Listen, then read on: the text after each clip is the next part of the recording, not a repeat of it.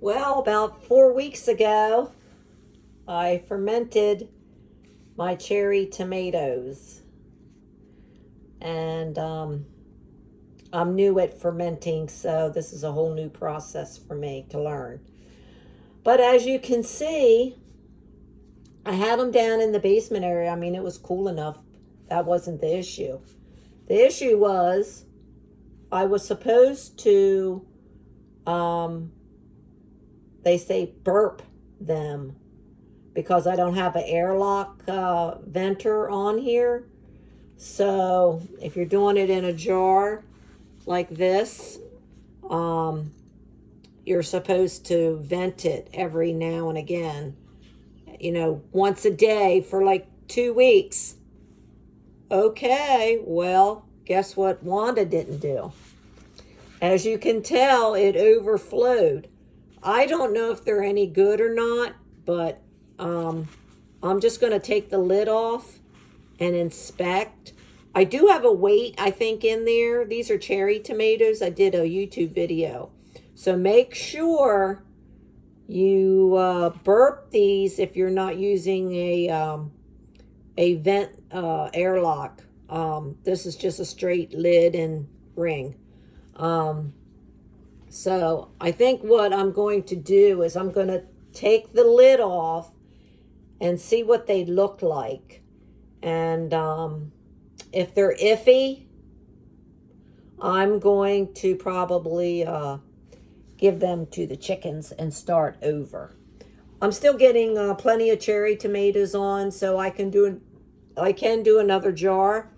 But yeah, it takes about 2 weeks for them to ferment. I guess I should have left them on the counter to burp them, which means loosen the lid.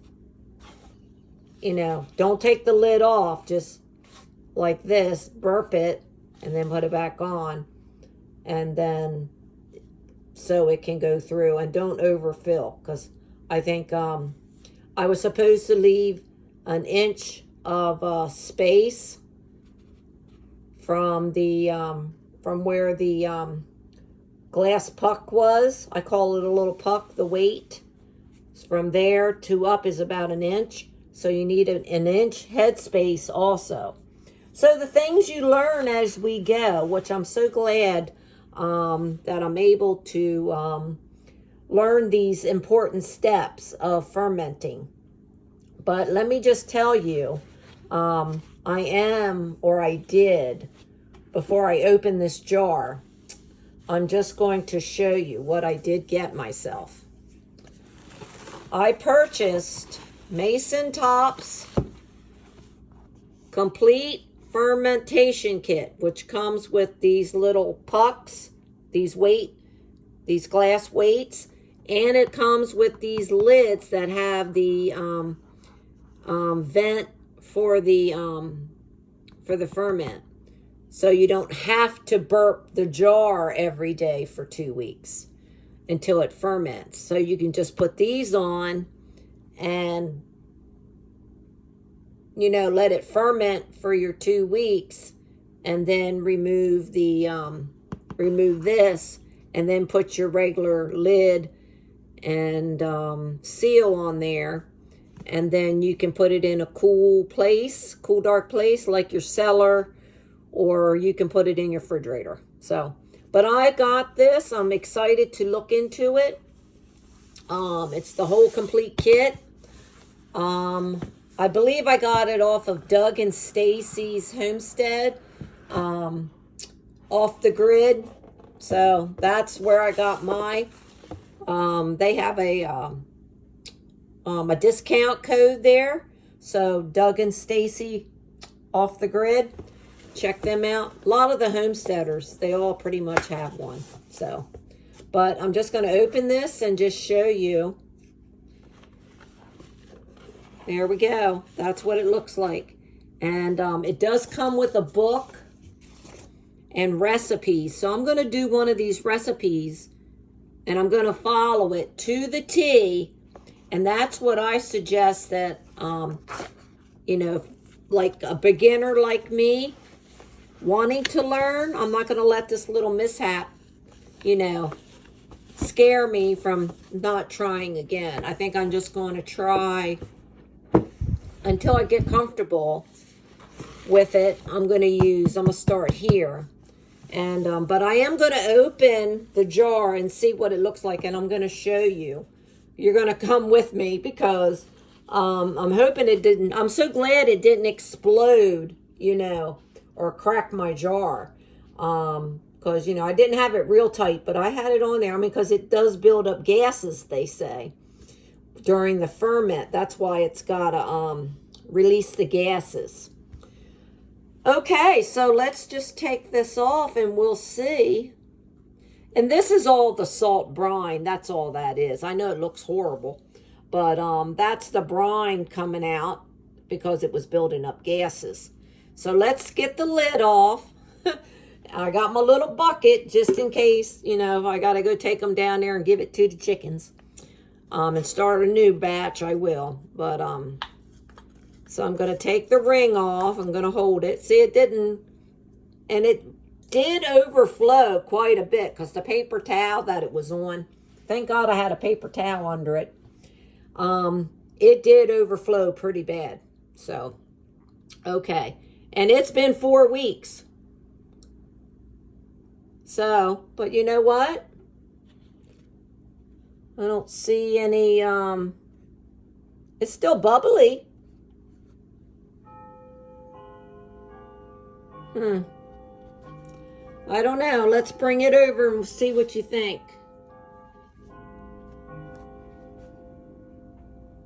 This is what they look like in the jar. Of course, you know, they do say also, before I get to let you look at the top, like onions and tomatoes and stuff like that, they hold water, so you got to leave extra space. See, there's something else new to learn. You got to leave extra space for the water, you know, for like in your tomatoes and onions. So, got to have that extra space. Okay, so let's look at the jar. Let's look at the jar. Okay, I'm going to take my puck off. Thank God they have this little thing. Huh. I'm just going to take that out because it should be well fermented after 4 weeks. It should only been 2 weeks with that puck on there. And let me get a spoon.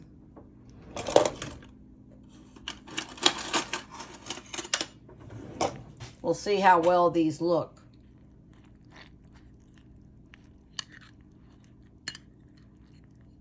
Huh. What do you think?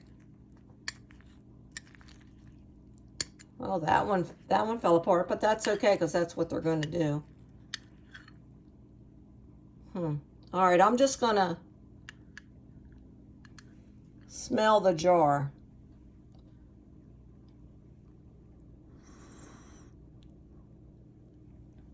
It doesn't smell bad.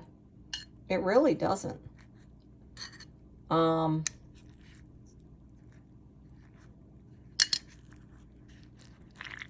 I don't see any mold. So what would you do? Would you take the lid off and then just go ahead and stick it in the fridge? But it wasn't covered. Let me see.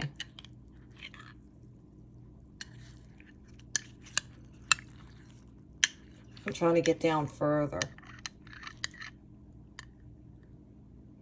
Well, see, they don't look too bad there. But I think these probably would be all right. But as a beginner, I think I'm just going to start with a new jar using my mason jar fermentation starter. That's what I think I'm going to do. And I think the chickens will just enjoy these for very well fermented cherry tomatoes. Even though they don't look too bad, I think I'm just going to take the whole jar and take it down and give it to the chickens. And we're going to start a new batch. Even though it did overflow, and that's what all that's from the gases. But I'm just going to dump this in here just so that we can see the rest of the tomatoes. Give me a second.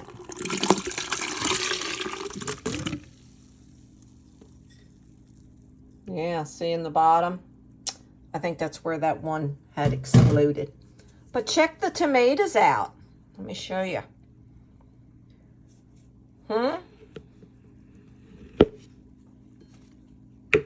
Well, these actually look pretty decent. And they don't smell bad either. So would you have kept these? Put them in the fridge, or would you have do the same as me? Start a new fresh batch and put your date on there, and make sure if you're going to use a regular mason jar with just a ring and a seal, to burp it every day until you get like the mason top kit. So they don't look too bad, I will say.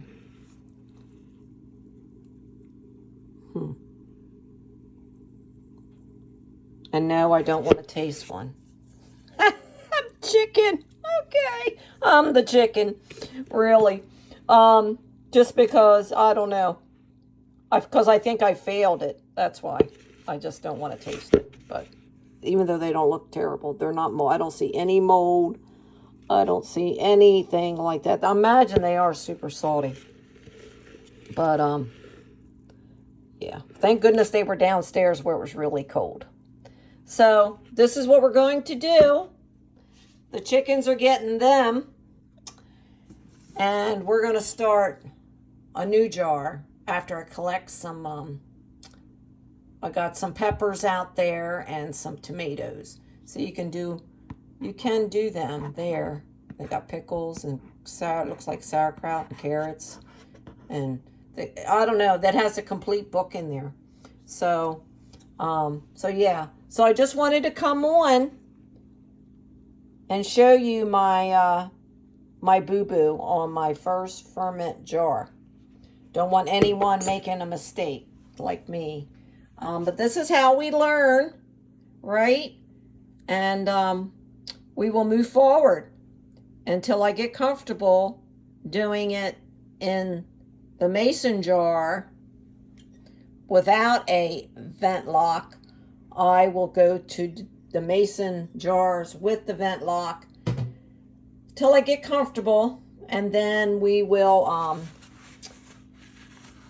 guess we'll watch Doug and Stacy a little more and some more homestead videos, because they help us learn and they inspire us. So thank you for inspiring us, guys. We're not giving up.